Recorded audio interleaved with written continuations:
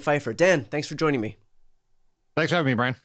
So we're looking at Donald Trump having eliminated home rule for Washington, D.C. First and foremost, can you convey some of the danger of what we're seeing right now, kind of long term in terms of what Trump is angling to do by normalizing us to the idea of sending the military into American cities? Yeah, so Trump has now been president for 7 months or so, and he's now sent the American military into two cities, Yeah. both times for totally trumped up reasons. Terrible pun there, which I did not intend. Yeah. But in both cases, Trump, both in LA during the largely peaceful protests a few months ago, and now in DC, Trump is creating a false pretext to send the U.S. military into places. Like the protests in LA were largely peaceful. DC violent crime is actually down, well, quite low. Historically, it has come down. There's no giant surge of crime that Trump is talking about. He is making decisions either intentionally or unintentionally based on what Fox News and others are saying about what's happening in DC, what's not actually happening.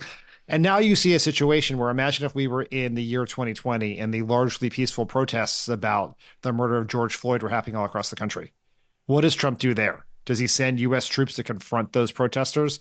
What does he do the next time the No Kings, a protest like the No Kings Day protest happens? Yeah. Does he find a way to send U.S. troops there to stop those protests, to arrest those protesters? We are headed down a very dangerous path very quickly. How are you thinking about this in terms of like the 30,000-foot view of, yes, he can quell dissent. He can, if there's protests or any critical movements against him or public voices of dissent. But we've also seen that the guy has tried to seize voting machines back in 2020, and of course there were bulwarks against him. Bill Barr, even Bill Barr of all people, wasn't gonna humor like these insane moves by Trump. But like Bill Barr has been replaced by Pam Bondi now, and so we're in a different world. And so not only does he have no pushback at the DOJ, but if he has boots on the ground, if he has muscle in the different states to be able to do what he already tried to do a few years ago, how are you thinking about the danger of something like that? Well, I mean, you're exactly right. Where in the first term, the way they sort of thought about managing Trump was Trump would have a crazy idea, and then there'd be a set of people around him who would do everything they could to prevent him from implementing that idea. Pat Cipollone, who was the White House counsel, used to say, if Trump had a crazy idea, I think Cipollone testified this to the January 6th committee. Trump would say, or Cipollone would say, let me work on that. I'll get back to you in a week. And by a week, Trump has clearly forgotten it because he has the attention span of a goldfish. Yeah. Now, and I think this is really evident in the firing of the Bureau of Labor Statistics director, where Trump clearly woke up, saw the numbers, was pissed, declared he wanted to fire the person. And then everyone around him, instead of trying to prevent him from doing something incredibly stupid and damaging, raced to see who can help him implement his crazy idea first. And so now there is no bulwark inside the government. There is limited bulwark outside the government, because we've seen this from major corporations who are capitulating to Trump left and right. You have chip makers who are now kicking up their profits to the U.S. government as a privilege for avoiding sanctions. You have Tim Cook giving Trump a fake solid gold, real gold, but fake award in the Oval Office just to appease his ego. And you have major institutions like Harvard trying to cut deals with him. And so the only opposition to Trump comes from the grassroots, right? And it comes from the small handful of Democratic elected officials willing to be brave and stand up against him and to sort of amplify and strengthen the grassroots resistance that's happening. But no one is going to stop Trump for us, right? There's no other entity who is going to prevent Trump from doing his most dangerous things. It is only what we can do through popular demonstrations, through using our platforms and our voices to raise awareness of it and make it politically uncomfortable, if not for Trump, but for the people and the other Republicans around him. So we're watching this breakdown of democracy. We're watching Donald Trump kind of put on full display his authoritarian impulses.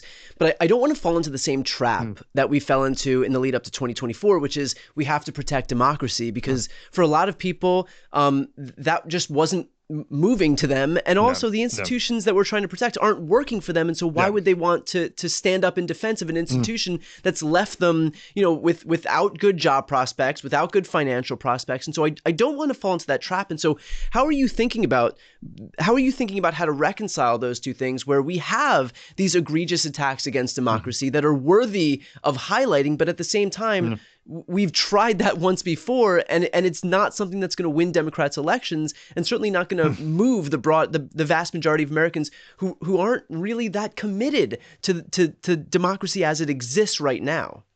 So I think you've hit on what is a very important dynamic over the last couple of years of American politics, which is in the Biden era, we fell into the trap of becoming the defenders of the status quo.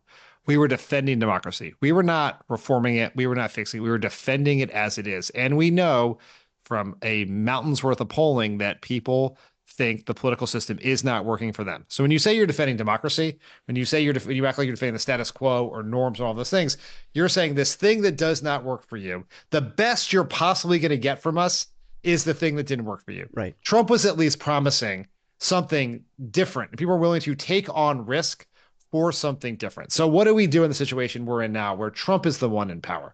So we obviously can't go back to defending the status quo. So we have to do a couple of things in our messaging here. One is we have to make sure that what Trump is now doing is he is the one defending that corrupt political system. He is accumulating power for himself and for his rich friends so that they can make more money and accumulate more power. It is about them because that's what people believe, that politicians are in it for themselves. And everything's a single thing Trump is doing is to help himself and to help the people around him. Second thing is we have to find ways to make people understand how these things affect them personally, right? Like how is affecting your life as these things happen. Part of it can also just be Trump is focused on this and he's not focused on that, right? He is doing his made for TV occupation of DC while, as we learned today, core inflation went back up again and costs are going up for you. So he's not, the thing he told you he was going to do, which is to lower your costs, he is not doing. Right. And so I think those are the core elements of the message. And then the sort of longer term thing for Democrats is we have to articulate a vision of people who are going to fix this system. What does it look like? Trump is burning down these institutions, done all these things. What are we going to build up next that is more effective and more responsive to regular, average, everyday people, as opposed to the rich, the powerful, and the politically connected?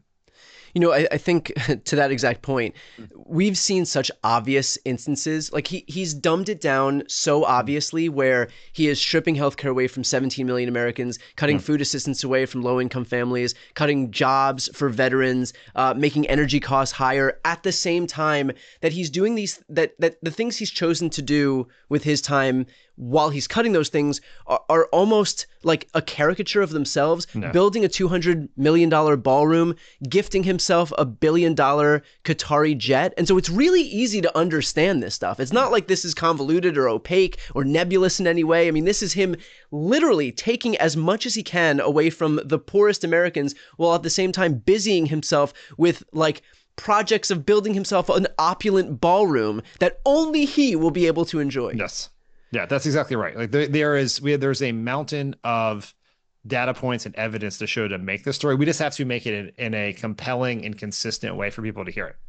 So I want to get your take on how we reconcile two things, which is one, Trump is doing all of this stuff in DC right now, very much wanting to present himself as a strong man. You know, he's had a long time interest in being part of the dictator club, the autocrat club, but at the same time, a lot of the power of the left, at least with regard to the narrative, is not giving him the satisfaction of feeling like a strong man. And so how do you adequately convey the danger of what are very much strongman tendencies and strongman actions that he's taking in DC right now, while also not giving him exactly what he wants, which is this feeling that he is invincible and that he's strong to the Democrats' weakness? Yeah, this has been a hobby horse of mine for many years now, which is too often in our very sincere communication of the worst possible outcomes of Trump, what we actually end up doing is amplifying what is his political superpower, which is his view that he is strong enough to protect you in a dangerous, chaotic world. That is what, because voters, I know people always scoff at this, but voters are not stupid. Trump's voters are not stupid. Many of them knew exactly what they were getting into, which is they know the guy's kind of crooked. They know the guy's kind of a clown. They don't really love a lot of the things he tweets or truths or says, but they are scared of what is happening in the world, and they think he is strong enough to protect them, right? That was the core contrast that was so effective between Trump and Biden before Biden got out of the race. And so what we don't want to do is we don't want to amplify that strength because that does move people with voters. I think the way that we have to do this, and a lot of times I would tell people, well, you should communicate his weakness, make him look like a clown. And when we can do that, we should, right? Because he does look ridiculous and does dumb things. And so you should do it. But sometimes that is hard, right? And so I think maybe the way to sort of square that circle is to talk about corruption, right? And how he's doing all this for himself, right? He's not doing it to protect you. He's doing it to enrich himself, right? Your costs are going up. It's harder for you to live. The only person getting richer in Donald Trump's America is Donald Trump and his friends, right? He's made billions of dollars since he's been in office, and that's coming at your expense. And try to focus it that way, as opposed to just like as if we sort of howl at the moon about all of the specific dangers of him. We just have to be conscious of the idea that we are amplifying what he views as his core political attribute, which is strength. Right. I want to move over to the Democrats for a beat here. Do you think that we are seeing a legitimate sea change in terms of Democrats' willingness to actually put themselves on the line and fight? And I ask this with the understanding that historically Democrats are actually quite impotent in the face of Republican abuses and Republican displays of strength. And so, we've seen instances now where we have Gavin Newsom coming out and promising to fight back against this Texas gerrymander. J.B. Pritzker is doing the same thing. Beto has been, on the fight train for quite a long time. Whether you think that this is a legitimate sea change, a permanent sea change now that we're seeing in kind of the soul of the Democratic Party. I think it is progress. And I think that the people willing to fight and to speak out aggressively and to call things out aggressively are at the forefront, and they're getting the attention and the approbation that a lot of Democrats want. So it's creating an incentive structure for more people to do it. I think this is something Alyssa Slotkin says a lot, which is that the divide in the Democratic Party is not left-right. It's between those who think Trump is an existential threat, like a permanent existential threat, and people who think that Trump is just like a bad president for the next 3.5 years. And the people on the former side of that argument, I think, are winning in public sphere, whether that's Gavin Newsom or Chris Murphy or AOC or Bernie. And you can go down the list of people who are doing a good job with that stuff. I think Kathy Hochul has actually stepped up, or at least is trying to step on the redistricting fight. The test that's coming is government funding runs out at the end of September, right? How are Democrats going to use that leverage in that moment to fight against Trump? And that was where Senator Schumer and some Senate Democrats blinked. And so we'll have to see if that happens again. And so I think we are making progress here. I'm not ready to declare that we fixed all of our problems and we're ready to fight. And I think there's going to be a constant battle here between those two wings I just talked about, between people who want to be very aggressive and people who maybe are a little more risk adverse, who are trying to maybe manage the decline as opposed to fight aggressively in the moment. Well, there was a big clamoring in 2020 for a return to normalcy, and that's what led Joe Biden to victory in 2020.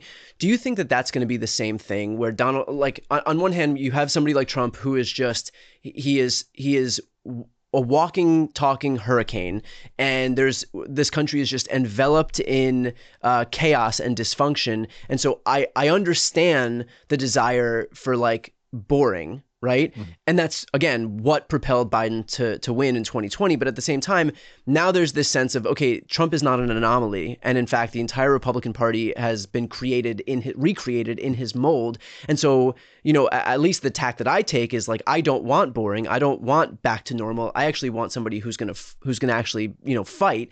And so what do you think? I mean, it could go one of two ways. And so what do you think is going to win out as we head toward 2028? So I'd say a couple of things here. One, with the important stipulation that how people think about the 2020 presidential election is going to change dramatically between now and then. I always remind people that in 2005, after George W. Bush won a somewhat narrow victory, but he made similar gains with core parts of the Democratic coalition. He made some gains with black voters, made some gains with Latino voters. Just like now, people were talking about this permanent Republican majority.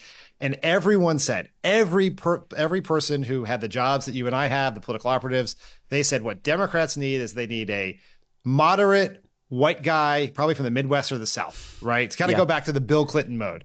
And everyone believed that. And it was like Mark Warner and Evan Bayh and these people like that. And then 4 years later, we nominated Barack Hussein Obama from the south side of Chicago via Hawaii and Indonesia. And so the world Yeah. changes dramatically. So we should stipulate that. And what happens in 2026 midterms will really affect how Democratic primary voters think about the primary.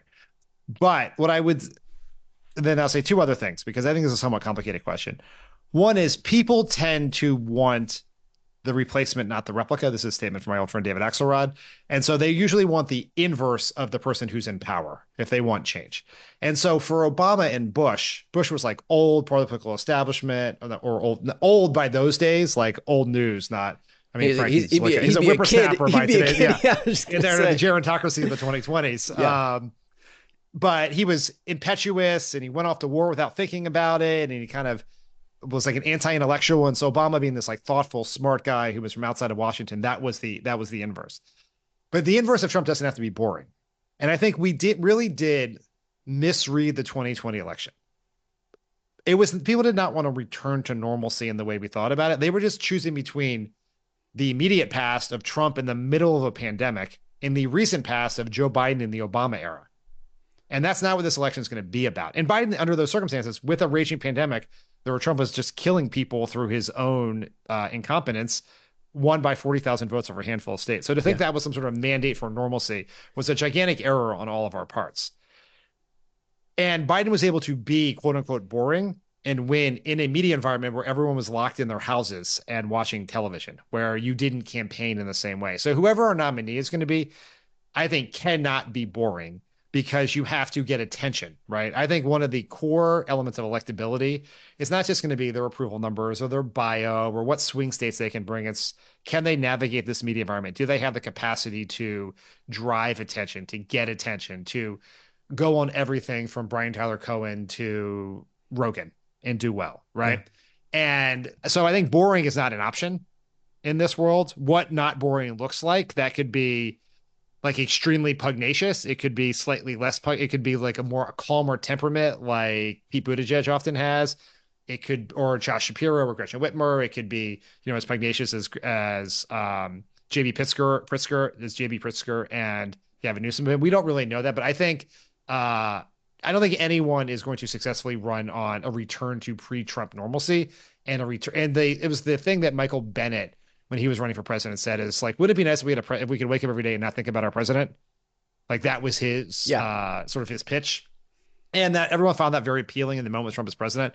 I don't think that is a viable model in 2028. Right. Well, that was a long rant to your relatively simple question. No, but it makes sense, and I think it's worth asking also who at least as of right now, and again with the caveat that everything can change tomorrow. I don't think anybody in January of 2020 knew that by March we would all be in a raging pandemic. So with that throat clearing aside, who is the model in this moment of who you think has a successful idea of what a Democrat could and should be as we head toward 28? I don't know the answer to that question. I think it is too early to say. I don't think anyone has yet, of the people who were thinking of running, has either shown themselves to be a clear superstar who could dominate this, or shown themselves as someone who doesn't have what it takes. Like, we just don't know, because the glare of a presidential campaign is like nothing else. Running for governor of a major state is T-ball, and presidential elections are Major League's Game 7 of the World Series. Look at Ron DeSantis as your example. Yeah. Ron DeSantis was an incredibly successful, in the worst ways possible, governor of Florida, one of the most important and largest states in America. If you had asked every Republican before then to say, who's the one person not named Donald Trump most likely to be the next president of the United States, they all would have picked Ron DeSantis. He gets in the presidential campaign and face plants in a second. Doesn't have the toughness, the charisma, the stage presence to handle himself at all. So we don't know how some of these Democrats who seem awesome right now will navigate that. And we don't know if some of these Democrats who may not seem as awesome will rise to the occasion. Like, who's the Pete Buttigieg of this race, right? As someone who starts at nothing that no one knows, and then all of a sudden is a real contender for the nomination at the end. We just don't know that yet. So I'm coming into this with a very open mind. What I am really watching people for is, do they have what it takes to navigate the media environment?